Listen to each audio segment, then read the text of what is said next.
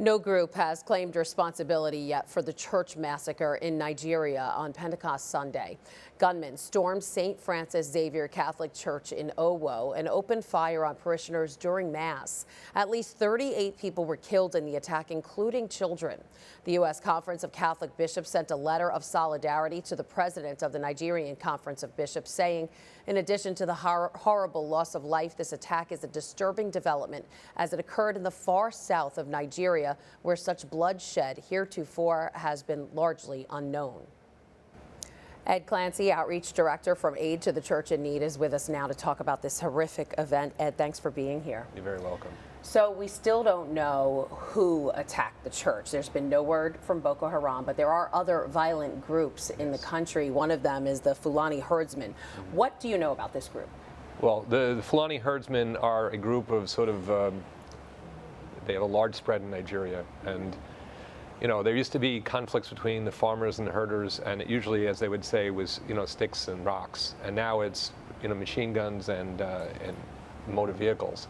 So there's been a greater effort, it seems, from Fulani to influence different parts of society, and it's gone down as far as Lagos now. Yeah, an area you had said that used to be considered one of the safer areas. Now the diocese there has begun novenas, and they're helping with the burials there. Aid to the Church in Need, I know, has a relationship with the church in Nigeria for many years.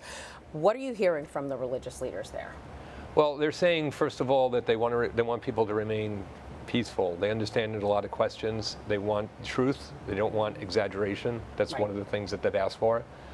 Don't start inflating numbers or talking about different things, to stay calm in these really difficult times, to be prayerful, but also to push the governments inside Nigeria and outside to act.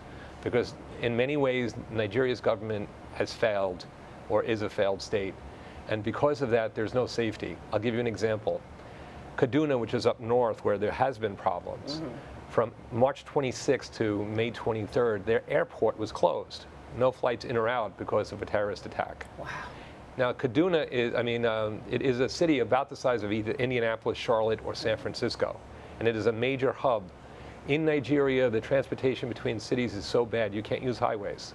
Railways are not safe either. So flights were almost the only way of getting from place to place. So for 2 months, Kaduna was essentially isolated from the rest of Nigeria and the world.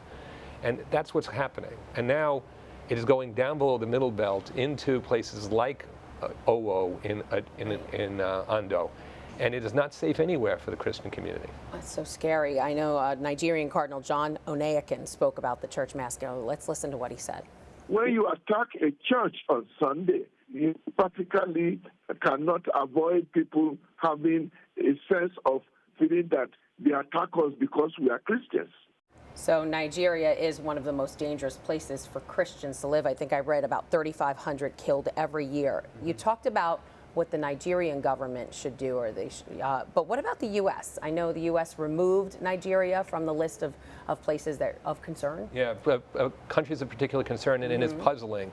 It was named such in 2017 after years of problems. We're talking about over a decade of problems, and since 2017, it has not improved. It did not improve in 2021. And 2020, so there's really no rationale to remove it. It doesn't make any sense. And do you think that will change now because of? I think it has to. I can't see how it cannot, because there has to be international pressure put on them. Right. The Buhari government is just not acting or not doing. They're incompetent, incapable, or maybe just complicit. You don't want to start thinking what these could be, things could be happening, but it is ridiculous. The Christian community is in danger everywhere in Nigeria. And I know Aid to the Church in Need raises a lot of money, but what exactly does your organization do to kind of help the situation in places like this? Well, we support the church stay alive, and that usually means everything from pastoral works to supporting seminarians and religious sisters and schools. And in these cases, when there is this tragedy, when there's this massacre, we will help them in any way that we can by supporting the community there and the psychosocial healing that will be needed after this. Because you can imagine going into church feeling safe with your family and people getting shot and killed in front of you. There's going to be people who have witnessed family members die in front of them. I can imagine. Right, and that's the kind of thing you don't ever want to associate with church. Right. You don't ever want to look at a church and say, I don't ever want to go in there again. Right. And that's a scar that's really hard to recover from. But the church will be ready for it, and Aid to the Church in Need will help them. All right, Ed Clancy from Aid to the Church in Need, thanks for the work that you do and thanks for being here.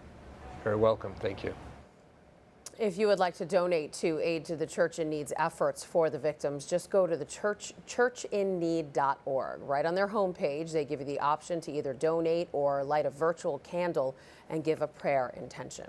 Hi, I'm Christine Persichetti, anchor of Currents News. If you like what you saw, please hit the like button on this video. And if you want to see more content just like it, subscribe and click on the bell for notifications. Thanks for watching, because we are putting your faith in the news.